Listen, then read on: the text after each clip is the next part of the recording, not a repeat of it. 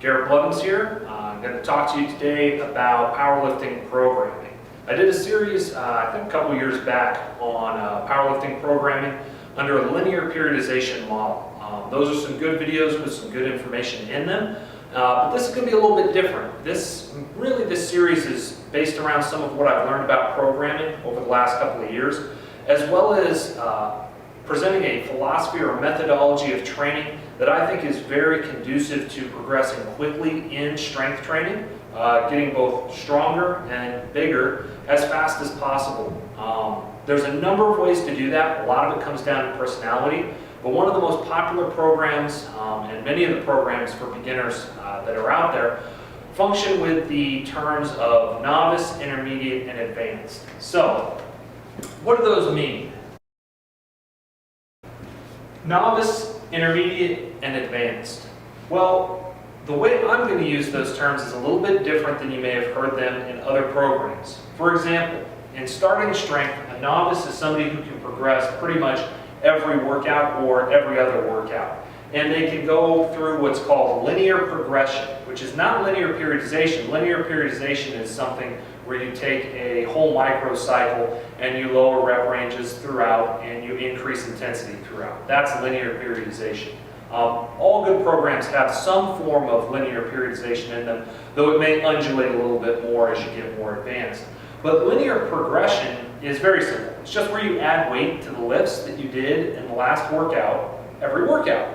And so if you did a 5x5 with 225 on squats, linear progression to your next workout would be a 5x5 with 230.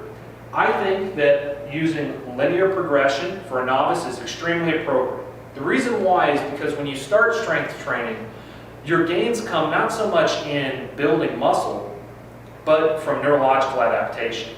Neurological adaptation simply means that your muscles are firing and working together in a more cohesive way so that you're able to lift weight better with the body you already have.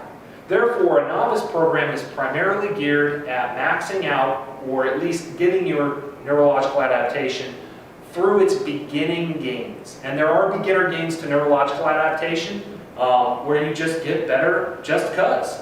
It's very fast, it's a nice time, it's when strength training is the most fun. So you know, novice doesn't mean weak. You can use novice style training programs for as long as you can, and you should. If I could add weight each week to my lifts and just start setting PRs every week, I would do that. You don't want to progress on to an intermediate or an advanced program if you don't have to. So, a novice, for the purposes of the free programs that I'm going to be putting out with these videos, is going to be somebody who can get stronger and test on a, these are all going to be on 3-week blocks, at least for the first couple that I talked about. They're going to be able to test and remax 4 to 2 times in a 3-week period. That's what's going to be a novice. And the 4 times over 3 weeks, which comes out to once every 3 workouts, that's going to be an early novice, and 2 times is going to be a late novice. Now these are going to be programs that I put out in template form for you. I'll discuss the exact way to implement those workouts a little bit later in the video. But there are a few things that you really want to focus on as a novice. One, you want to get on a training program where you're tracking what you're doing. So you actually know what you're doing in the gym and you are seeing your progression because you're adding weight in this case, every 3rd workout or every 6th workout. Now you'll notice that's a little bit different from trying to go into the gym and use the same repetitions or the same style workout every time or every other time. I just think that you run out of that neurological gain so quickly, it would make the novice program only a couple of weeks long.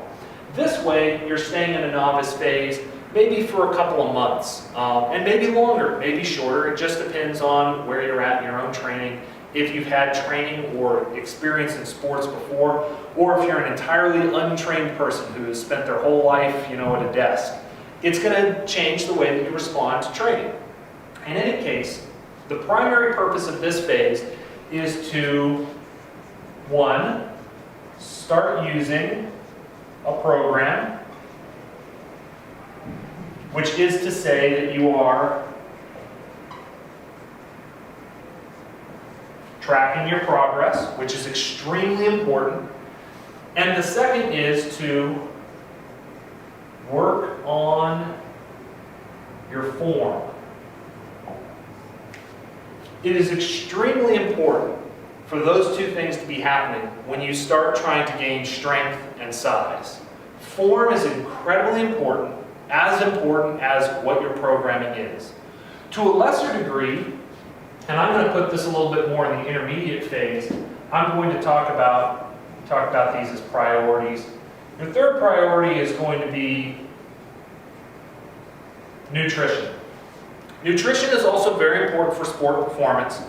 But again, if you're starting to make a change in your life, if you're just coming into this program, it means you're probably fairly new to lifting, or at least new to training. And training is different than lifting. Anybody can go to the gym and lift, but you have to have a plan to train.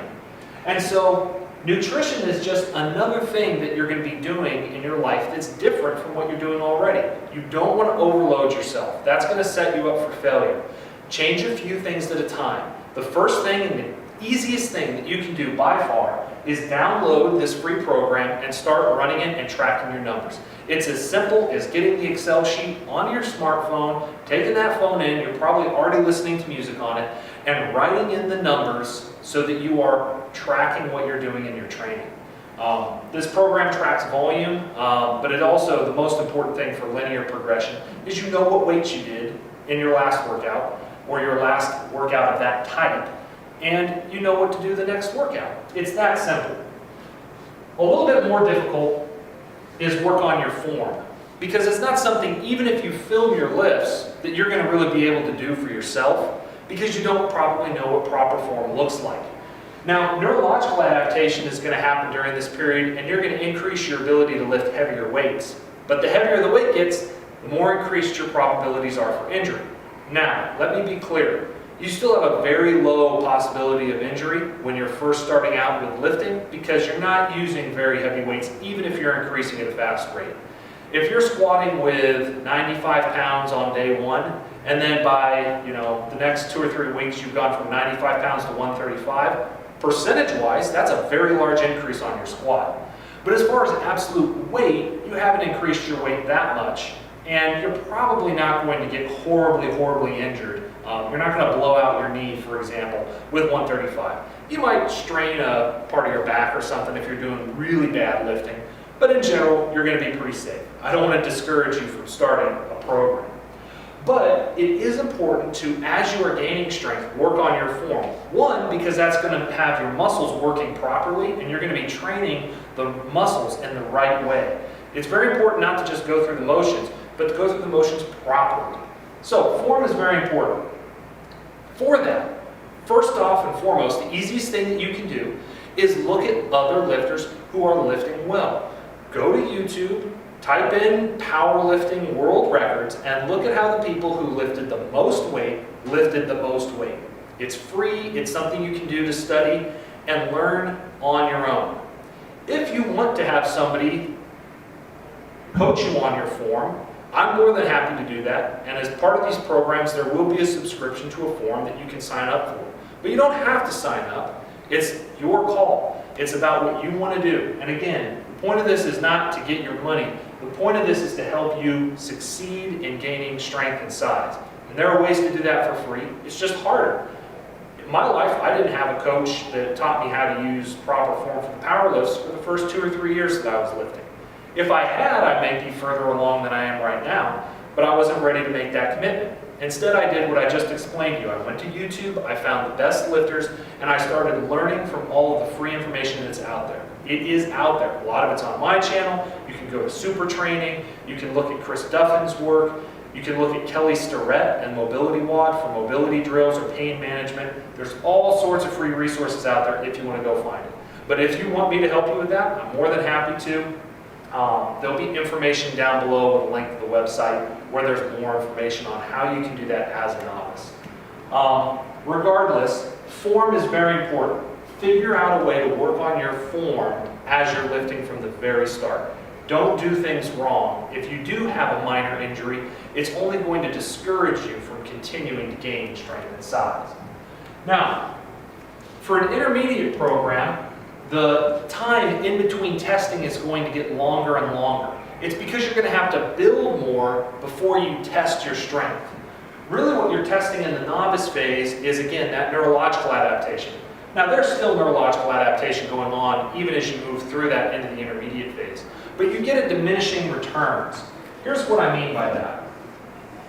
If this is your progress from 0% neurologically adapted, which would be impossible because we all walk around and stand on 2 feet. So obviously, if you're learning to squat, you can do a bodyweight squat. You have some efficiency. But if you had 0% there, just for the sake of argument, and if you had 100% here, which probably no one ever achieves, and here you have time for however long you've been training, this is kind of what the curve would look like.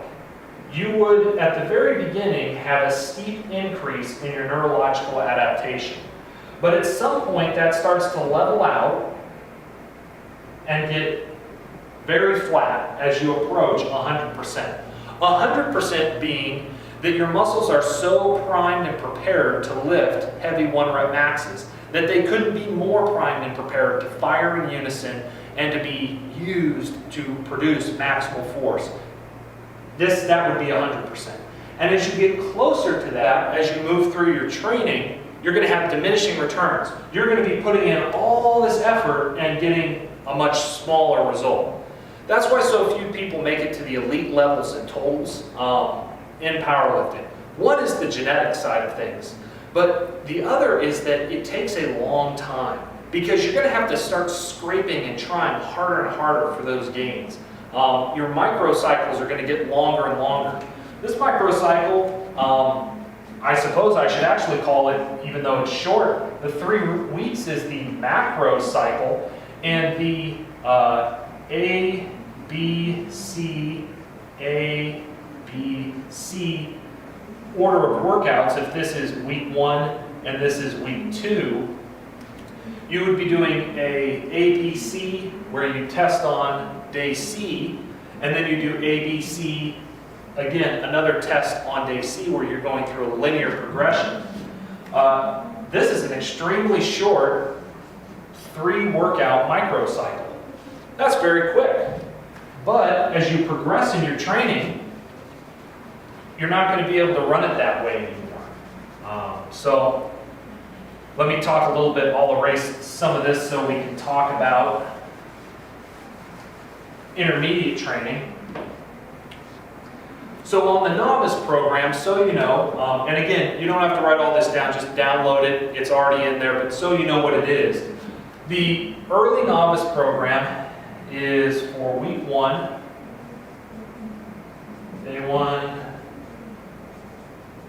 day 2, day 3, and day 4. So on a 4-day per week training cycle.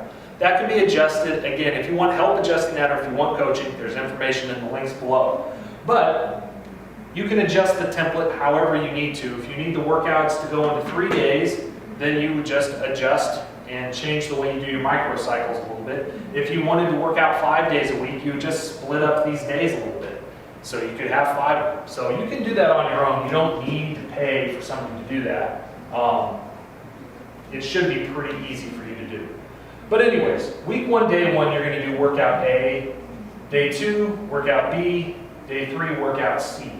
Then you're going to repeat that until you stall for 2 tests in a row. So, if when you, on your first week through, you're going to be your first time going through the program, you're going to use weights that fit into kind of an RPE recommendation. Long story short, make sure you're not going to RPE 10 on your first 3 days through. Go to where you have 2 or 3 reps left in the tank when you're doing your exercises. So, for all of the exercises on these, you know, leave 2 to 3 reps in the tank. You don't need to be going all out on these. you haven't trained really yet. You need to take it easy on yourself. But this is going to be your first test day. Then you're going to repeat those 3 workouts again, except you're going to increase the weights by 5 pounds. Until when you get to day C, you're setting a new rep max with 5 pounds more than you were doing before. And you're going to repeat that process. So here it would be plus 10 from what you used in your original week, plus 5 from your previous week. So here you're doing 10 pounds more in your 3rd cycle through than you were in your 1st cycle. Just 5 pounds more than the 2nd run through. And that's all the program does. You'll run the program until on 2 of your test days in a row, you stall. If you stall, then you know that you've probably gotten as neurologically adapted as you're going to be able to get in that training cycle with this short of a microcycle. A microcycle of 3 days. This is a 3-day microcycle, so it's not even a whole week. The next thing that you're going to do is you're going to move on to the late novice program, which is a 6-day microcycle. So it's going to go in A, B, C, D, E, F. A, B, C, D, E, F. And you're not going to test every 3 days.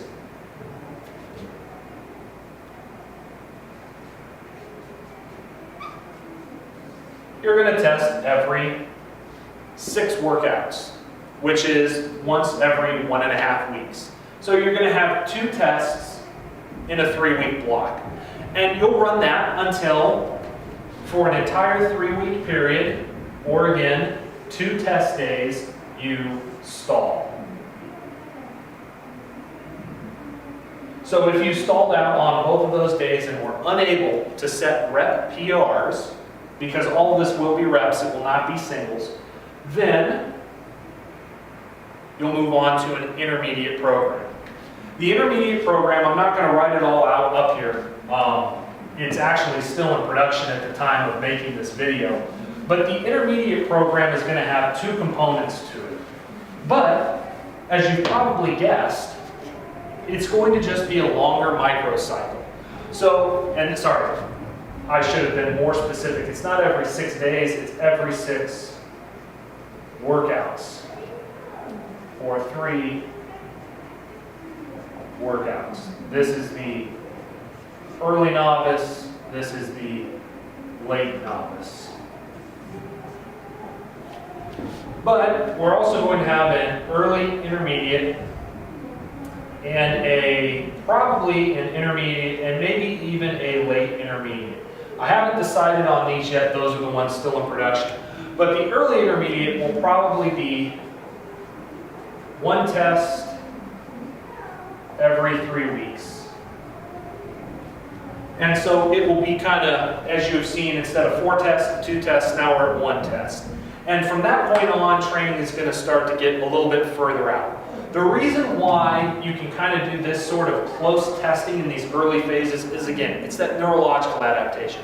You don't need to build more muscle. You don't need to increase your muscle mass or your muscle size during this time. And really, it's going to be hard for you to do that because you can't lift that much weight. You can't accumulate that much volume. Your recovery is going to be very low. As you go through these programs, you're going to be learning how to do the exercises. You're going to be neurologically adapting, but you're also going to be learning how to train and how to recover from your training. You're going to be increasing the amount of fatigue that you can deal with, and that's going to allow you to start digging a little bit more fatigue into your system through volume so that you're going to be able to tax your body and force it to adapt. The way your body adapts is by getting bigger and stronger. That's what you're making your body do as you give it this stimulus. The stimulus produces a response. The response accomplishes an adaptation. But again, and I have it written up here before, that adaptation is going to happen best if your nutrition is on point. And it's very important that you're getting enough protein. Enough protein is probably, 1.2 grams of protein per pound of body weight. That would probably be appropriate. And then you need to fill out the rest of your calories per day with your fats and your carbs. You should be getting healthy fats. I strongly encourage people at this point, if they're in and they've moved through the novice phase and are now in this early intermediate phase, to start focusing on nutrition. It definitely needs to be at least minimally good. You need to be eating clean, probably at least 2/3 of the time, maybe more than that, to really have good performance. Because at this point, your microcycle may very well be 9 weeks long. I haven't fully decided on that. Somewhere in here, it's going to start to get to 9 or 12 weeks in between testing periods. If that's the case, that means that you now have the opportunity in some of your early training, probably the first 6 weeks before reps really start dropping down, to actually start looking like you lift, to start building a physique. There is no reason that powerlifters or people who are pursuing powerlifting shouldn't be training like bodybuilders for the beginning of their career. Not that you're training like a bodybuilder in the sense that you're trying to have everything symmetrical. You're not training to compete in a bodybuilding show, but you're training like a bodybuilder in the sense that you are building muscle, that you're actually gaining weight. Now, I want to encourage you, don't gain in a sloppy gain where you just eat a bunch of fried food, donuts, a bunch of stuff where you're just putting fat on your midsection.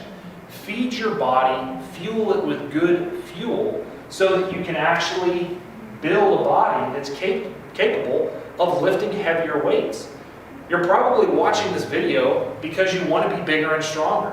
That's a long journey. There's not going to be any shortcuts.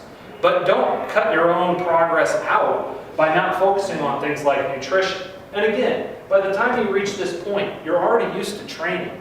You're already working on form. So it's just one more additional piece now to start working on your nutrition. Instead of trying to change everything all at once right at the beginning, getting discouraged and quitting. Whatever you choose with nutrition, don't think of it like a diet that you're going to be doing for a short period of time. Think about it as a life change. You're changing your actual food diet. It's not a special 3-week lose 10 pounds or 10-week gain 30 pounds of muscle diet where you're eating an insane, weird sort of food. This is going to be something that needs to be sustainable for you. This is the rest of your life, or the next 5 years of your life. Think to yourself when you're picking out your nutrition and your dieting plans, can I do this for the next 5 years? Is this a sustainable practice? If the answer to that is no, then that's not the right choice for you. If you're new to this, Google if it fits your macros. IIFYM. It doesn't mean that you should eat whatever you want, like, oh, all these Snickers bars fit my macros, so I'm just going to eat Snickers bars and multivitamins. That's dumb. You need to eat quality food. Stan Efferding, bodybuilder, the strongest bodybuilder probably ever, who's also set numerous world records in powerlifting, talks about how important food choices are and how important fueling your body with the right types of foods is if you're going to perform like an athlete. For people in the intermediate phase, like we talked about with diminishing returns, they have diminishing neurological adaptation returns. But they're just really starting to have the opportunity for some good hypertrophy, to build some muscle. And so why not do everything you can? There are plenty of free macro calculators out there. If you look up Lane Norton's PH3, he has a macro calculator on bodybuilding.com that's associated with his PH3 program that is actually pretty good. It's a good starting point, but you still need to make good decisions on where you're getting your macros from. Now, that said, all of these programs, early novice, late novice, and soon to be the early intermediate programs, are going to be free programs that I put out. Beyond that point, there'll be opportunities to work with Blessed Coaching if you want to progress on to later programs. The reason why that starts to move into the coaching side of things is because you're going to start needing help. you've probably done everything you can that you can find for free. And you may want somebody else who's done some of the research to help you. This is when it becomes really important to make sure that you're using proper form. Because at this point, you're starting to lift heavy weights and you're starting to increase your volume. When you do that, if you're using bad form, especially let's take a deadlift for example, if you have rounding in your back or you're not activating muscles properly, you have hip shift either in the deadlift or the squat, then it's important to have somebody who knows how to fix that or knows how to help you help yourself fix that. That's where coaching comes in. So there will be programs out of these that will continue, but it's going to be something that's going to work more along a guided coaching line, just so you know in case you're interested. A lot of the programs, I was always confused, like why don't people put out novice programs, intermediate programs, and then free advanced programs? Well, the reason why is because when you start moving into this level of training, you need to start tailoring programs specifically to people, and a lot of their genetic predispositions start becoming far more important at that point. How much volume they can recover from, what type of muscle fiber they have. And so that's where it's good to have a tailored program specific to you. Up until that point, free templates are great. But if you're going to pick a free template to use, why not pick a free template that has ongoing programs from it? Starting Strength is about the only program I know that really goes well through the novice, intermediate programs. There are other people who put them out. But the end of the Texas method is to move into Westside Barbell method. And while Westside Barbell has produced some great geared lifters, it hasn't done real well for raw lifters. And that's really what these programs are geared towards. They're built around the power lifts, but they're also built around helping you build a body that is going to have a higher strength ceiling so that you can get bigger and stronger, so that you'll actually look like you lift. In any case, I hope that helps you understand what these programs are and a little bit on how to implement them. Again, the information will be in the link below where you can download the programs. And if you're interested in coaching, check out blessedcoaching.com. I hope wherever you're at, you're doing well. Blessings.